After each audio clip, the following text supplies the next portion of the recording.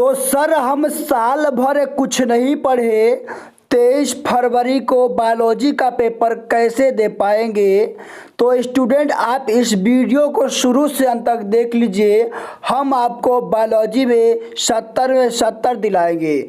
Student यदि आप 23 फरवरी को बायोलॉजी का पेपर देने वाले हैं तो मेरे प्यारे बच्चों आप इस वीडियो को शुरू से अंत तक जरूर देखिएगा।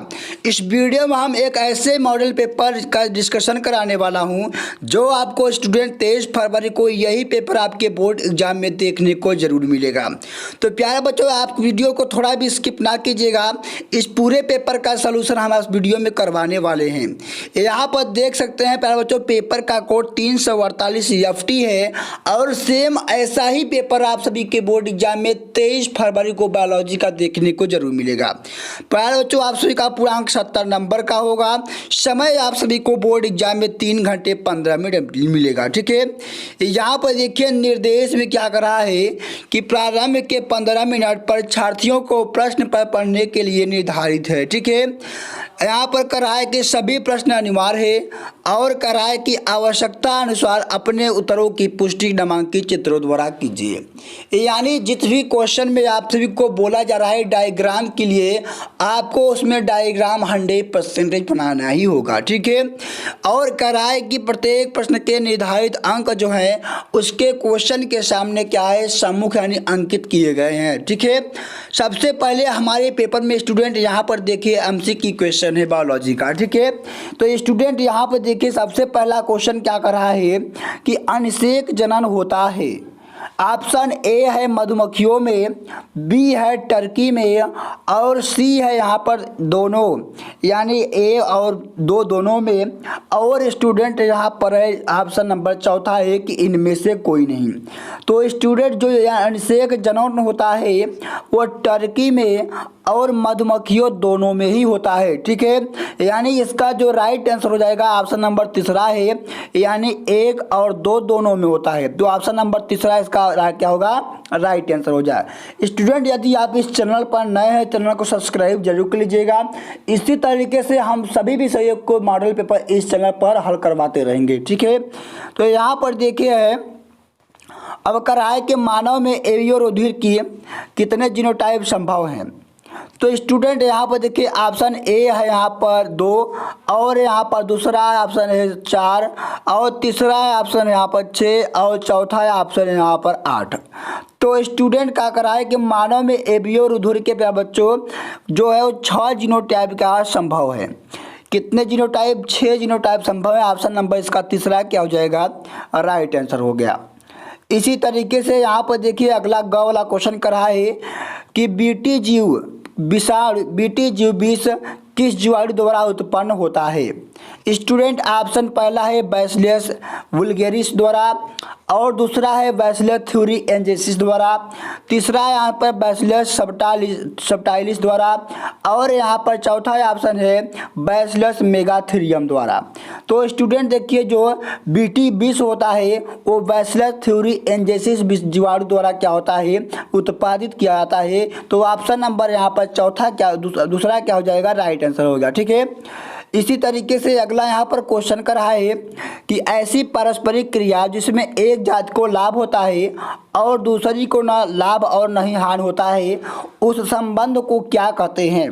तो स्टूडेंट यहाँ पर देखिए जो सहभोजिता है उसमें क्या होता है कि एक जाति को यानी क्या होता है उसे लाभ होता है और दूसरी जाति को नहीं उसे लाभ होता है नहीं हानि होता है। तो क्या कहते हैं ऐसे संबंध को हम लोग क्या कहते हैं सहभोजिता कहते हैं। ऑप्शन नंबर दूसरा इसका क्या हो जाएगा राइट आंसर होगा। ठीक है, इसी तरीके से देखिए अब आपके आते हैं यहाँ पर निश्चित उत्तरीय प्रश्न है जो कि यहाँ पर 1 नंबर के होंगे। ठीक है, तो सारे क्वेश्चन जो मैं हमें मॉडल पेपर में करा रहा हूँ उसको आपको तैयार करके जाना है। यही सारे क्वेश्चन आप सभी के बोर्ड एग्जाम में 23 फरवरी को सीधा छपने वाले हैं। ठीक है, तो यहाँ देखिए दूसरा का क वाला क्वेश्चन कर रहा है कि लीडिंग कोशिकाओं द्वारा संश्लेषित व स्रावित विषण हार्मोन का नाम लिखिए। तो स्टूडेंट देखिए जो हार्मोन्स होता है लीडिंग कोशिकाएं द्वारा विषण में वो होता है टेस्टोस्टेरोन। कौन हार्मोन टेस्टोस्टेरोन होता है। इस क्वेश्चन को इस हार्मोन्स का नाम प्यारे बच्चों आप सभी को MCQ में भी कभी कभी देखने को मिल जाता है। ठीक है, अगला यहाँ पर देखिए करा है ख वाला क्वेश्चन कि उस फ्रांसीसी प्राकृतिक वैज्ञानिक का नाम लिखिए जिन्होंने कहा था कि जीवों का विकास अंगों के उपयोग एवं अनुप्रयोग के कारण होता है। तो स्टूडेंट वे जो वैज्ञानिक है वह है जीन बैप्टिस्ट लेमार्क हैं। कौन है? जीन बैप्टिस्ट लेमार्क जी हैं। ठीक है। अगला देखिए यहाँ पर ग वाला क्वेश्चन करा है कि दो बीजों के नाम लिखिए जिनमें बीज के परिपक्व होने से पूर्व ब्रूडपोष विकासशील द्वारा उपयोग कर लिया जाता है।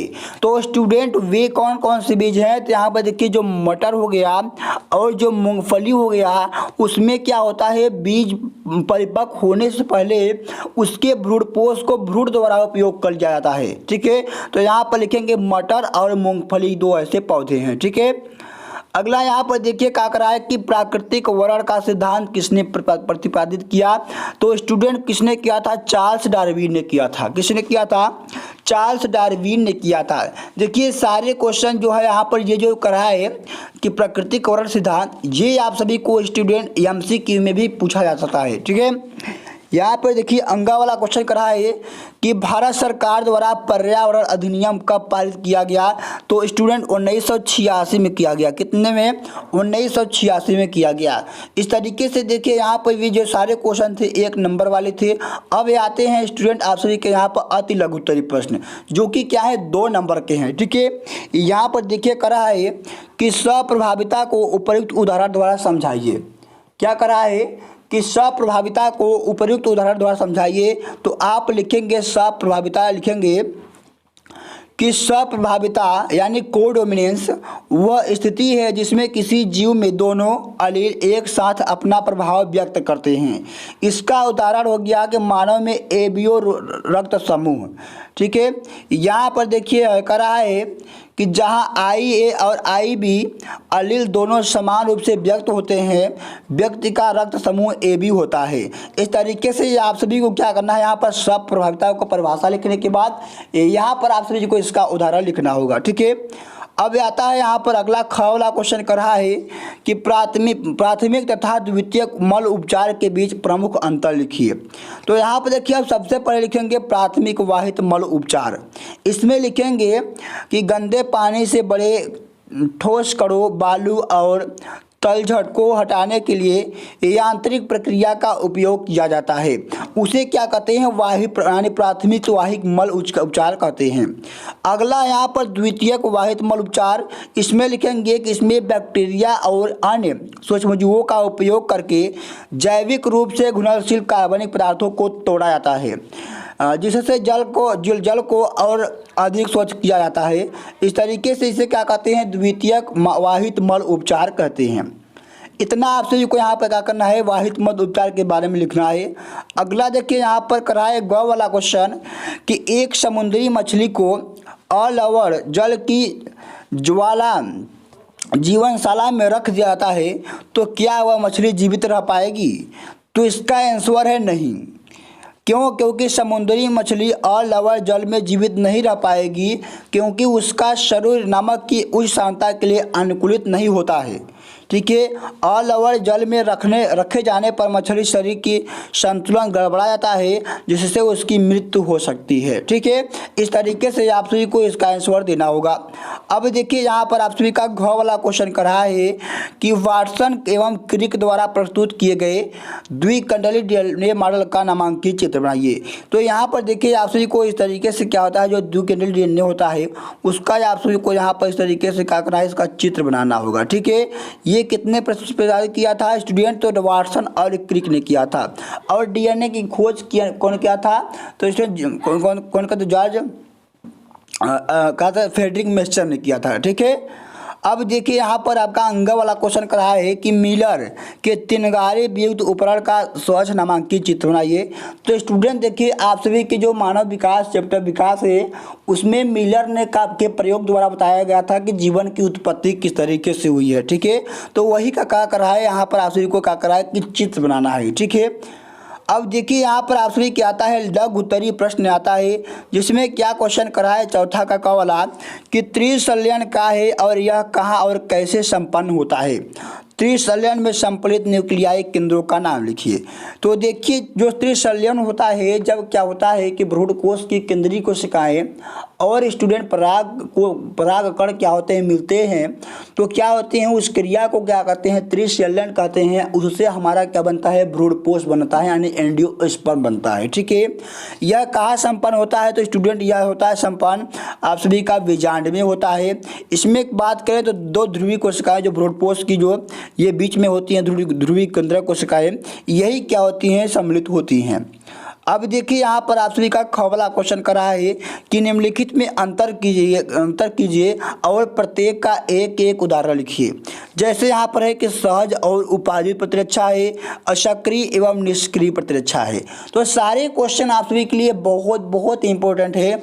आप सभी को इसका आंसर आप अपने क्वेश्चन बैंक से या फिर किताब से इसका ढूंढ कर प्राप्त, इन सारे क्वेश्चन को आपको तैयार करके जाना है। ठीक है, अगला है कि एक शिशु का रुधिर वर्ग ओ है यदि पिता व माता के लिए के रुधिर का वर्ग ए व बी है। ठीक है, तो जनकों की जीनोटाइप और उनके मध्य अन्य संतत का जीनोटाइप पता कीजिए। ठीक है, इसी तरीके से यहाँ पर देखिए घ वाला क्वेश्चन कर रहा है कि जीन चिकित्सा क्या है, एडेनोसिन डिमेनेज एडीए यानी एडीए की कमी के कारण देते हुए इसकी सचित्र वर्णन कीजिए। ठीक है, अब देखिए आगे यहाँ पर अगला क्वेश्चन करा है कि शुक्राणु जनन क्या है, शुक्राणु जनन का संक्षेप में वर्णन कीजिए।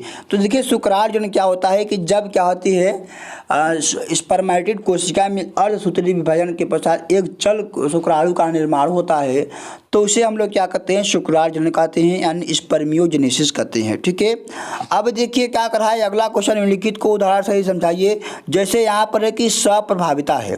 सप्रभाविता में क्या होता है स्टूडेंट कि जब क्या होती है F1 पीढ़ी में जनकों के दो लक्षण जो होते हैं वो क्या होते हैं, पृथक पृथक क्या होते हैं, रूप प्रभावित करते हैं, यानी दोनों साथ साथ अपने रूप को प्रभावित करते हैं, उसे क्या कहते हैं स्टूडेंट सप्रभाविता कहते हैं। और इसके उदाहरण की अगर बात किए तो मनुष्य में जो एबीओ रुधिर की वंशागति होती है, ये क्या है, सप्रभाविता का उदाहरण है।